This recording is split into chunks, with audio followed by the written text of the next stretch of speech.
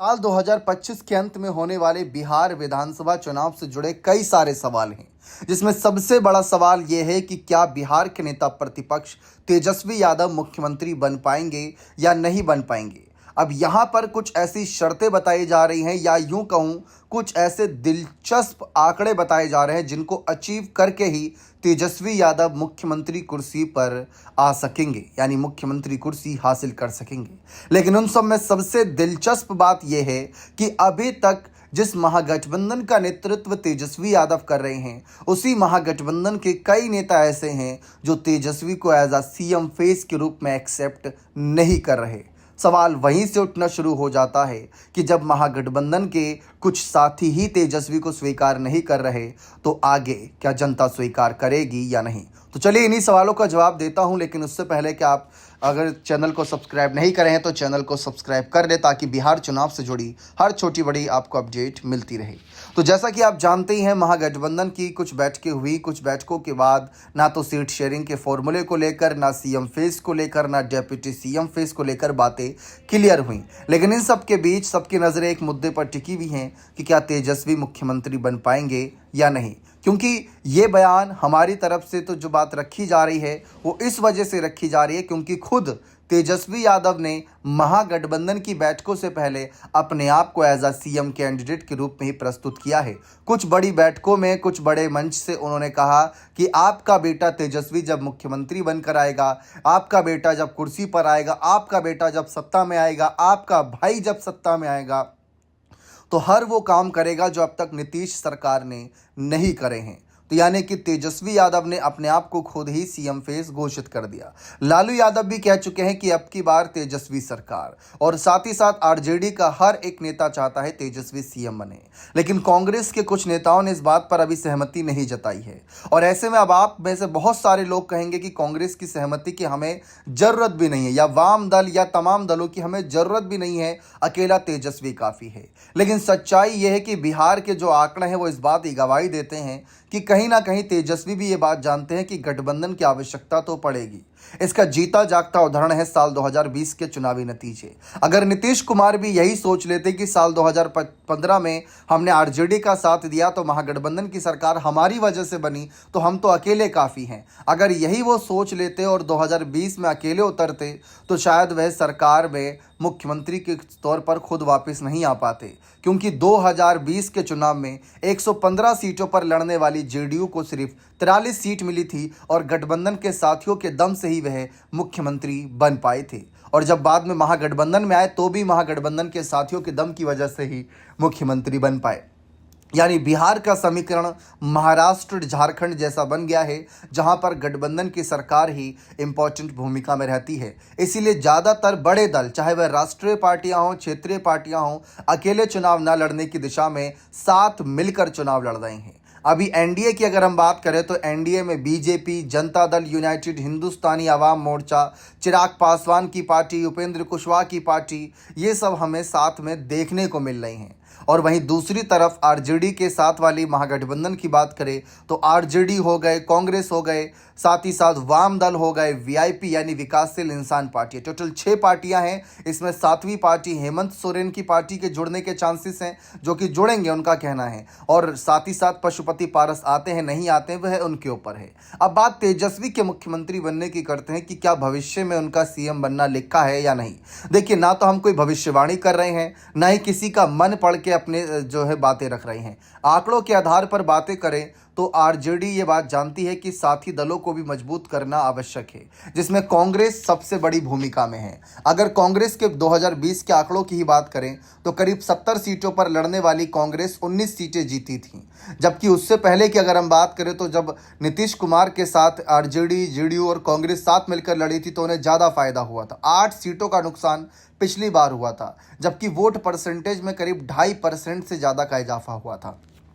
अब सबसे बड़ी बात जो एनडीए दल को नुकसान दे रही है वो ये है कि पिछली बार बीजेपी को 21 सीटों का फायदा जरूर हुआ था, लेकिन करीब 5% वोट उनका घटा था। जेडीयू को 28 सीटों का नुकसान हुआ तो करीब 1.5% वोट उनका घटा था।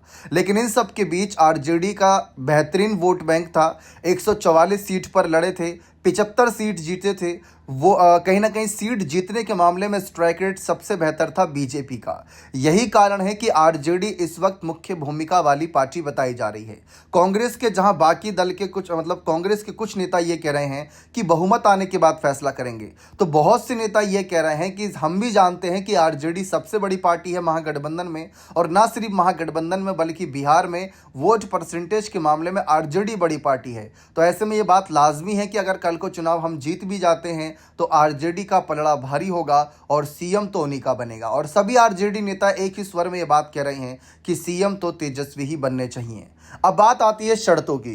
देखिए, पहले सबसे बड़ी शर्त यही है कि आरजेडी अपनी मजबूती का ध्यान तो रख रही है, लेकिन उन्हें कांग्रेस और वीआईपी पार्टी का भी मुख्य तौर पर ध्यान रखना होगा। वाम दल का प्रदर्शन उतना भी बेकार नहीं था पिछले चुनाव में, क्योंकि अगर भारतीय कम्युनिस्ट पार्टी एमएलएल यानी लिबरेशन की बात करें तो 19 सीट पर लड़े थे, 12 जीते थे।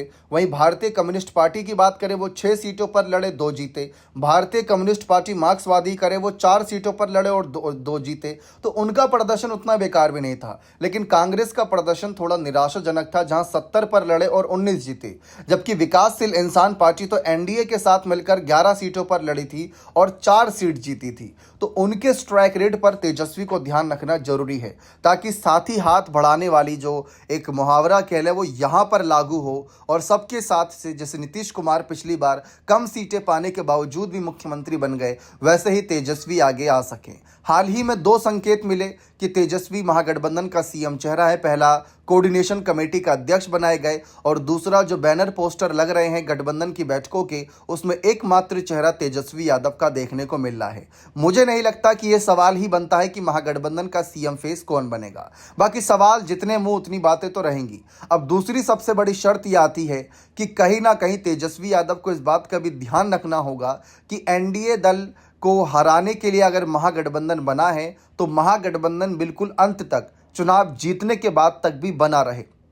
क्योंकि भारतीय राजनीतिक इतिहास में अगर हम देखें, कई राज्यों में सरकार गिरी और बनी इसी वजह से है कि जनता ने तो अपना डिसीजन दे दिया, लेकिन बाद में जो पाला बदल का खेल होता है, बाद में जो गठबंधन बदलते हैं, उससे कहीं ना कहीं बाकी पार्टियों को नुकसान फायदा होता है। तो उस चीज़ को कहीं ना कहीं उनको सुनिश्चित करना होगा कि जो साथी आज हैं वही साथी अंत तक और उसके बाद तक बने रहें। चुनाव हार जाते हैं तो बात की बात है, लेकिन जीत के बाद इन्हें भी पता है कि इनकी पार्टी को लेकर कहीं ना कहीं इनके गठबंधन साथियों को कई ऑफर मिलेंगे, क्योंकि बिहार चुनाव की लड़ाई बहुत क्लोज लड़ाई बताई जा रही है। और सबसे बड़ी शर्त एक और ये आती है कि अगर भविष्य में कभी नीतीश कुमार का मन बदलता है, नीतीश कुमार, जैसे कहा जाता है कि प्राण जाए पर वचन ना जाई, आपने सुनी होंगी रामायण के, कहीं ना कहीं अगर आपने देखी सुनी पढ़ी होंगी कहीं ना कहीं ये सारी लाइनें, तो वही बात राजनीति में नीतीश कुमार पर बिहार की लागू नहीं होती। नीतीश कुमार ने कितने सारे वचन दिए, कितनी सारी बातें रखी जब वह तेजस्वी के साथ थे, तो उन्होंने कहा था कि तेजस्वी नेतृत्व करेंगे, कहीं ना कहीं वही चेहरा होंगे, लेकिन बाद में खुद नीतीश कुमार एनडीए के साथ चले गए। अगर चाचा नीतीश का कभी भविष्य में मन बदलता है, वापस आने के बारे में सोचते हैं, तो उनमें से एक शर्त ये भी हो सकती है कि नीतीश के सहारे ही सही आराम से सत्ता की कुर्सी पर पहुंच सकते हैं तेजस्वी यादव। अब ये लड़ाई तो देखिए, मैं नहीं मानता कि परिवारवाद को लेकर कोई बड़ी लड़ाई है कि तेजस्वी यादव परिवारवाद की वजह से आगे आ रहे हैं। अगर ऐसा ही होता तो बिहार से जुड़े राज्य झारखंड की बात करें, झारखंड में हेमंत सोरेन मुख्यमंत्री बने साल 2024 के अंत में। वो परिवारवाद से ही आते हैं, शिबू सोरेन के बेटे हैं जो मुख्यमंत्री रहे हैं झारखंड के। तो ऐसे में अगर जनता परिवारवाद के बिल्कुल कट्टर खिलाफ रहती है तो शायद कभी अखिलेश यादव सीएम नहीं बन पाते, कभी हेमंत सोरेन सीएम नहीं बन पाते। कहीं ना कहीं अगर हम बात करें तो उद्धव ठाकरे सीएम कुर्सी पर नहीं बैठ पाते। ऐसे कितने चेहरे हैं जो परिवारवाद से निकले हैं, लेकिन कभी ना कभी सीएम कुर्सी का स्वाद उन्होंने चखा हुआ है। अब उनमें से अगर एक नाम तेजस्वी का आता है तो कोई हैरान करने वाली बात नहीं होगी।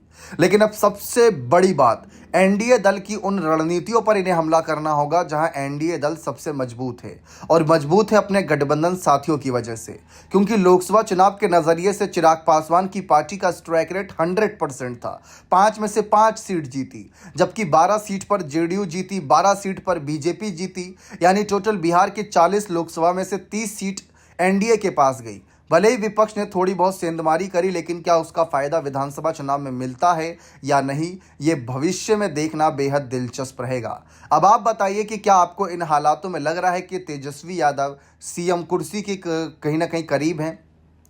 अब मैं हाल फिलहाल के सर्वे की भी अगर बात करूं तो सर्वे में जनता तेजस्वी को बहुत पसंद कर रही है, लेकिन जैसा कि मैंने सबसे पहली शर्त बताई कि जनता ये भी कह रही है कि एनडीए दल काफ़ी मजबूत है, जिसमें नीतीश कुमार के पास जो 15% का वोट है और बीजेपी का खुद का वोट परसेंटेज, ऊपर से चिराग पासवान का साथ मिलना, और वहीं उपेंद्र कुशवाहा और जीतन राम मांझी भी थोड़ी थोड़ी ताकत बढ़ा रहे हैं। तो वो जो बूंद बूंद करके घड़ा भर रहा है ना एनडीए का, वो उनको 45-48% वोट, 50% वोट तक लेकर जा रहा है। लेकिन अगर उसमें उलटफेर करना है तो तेजस्वी के पास काफ़ी बड़ा मौका है, काफ़ी समय भी है, अच्छे कैंडिडेट को उतार कर ये पूरा गेम चेंज कर सकते हैं। अब देखते हैं भविष्य में कितने ज़्यादा यहाँ पर तेजस्वी के वार रहते हैं एनडीए को लेकर अपने आप को सीएम कुर्सी पर देखने के लिए। क्या लालू यादव जो सपना संजोए बैठे हैं, क्या उसको पूरा कर सकेंगे, या जो एनडीए कह रहा है कि ये सिर्फ मुंगेरी लाल के हसीन सपने हैं, वही सच साबित होंगे?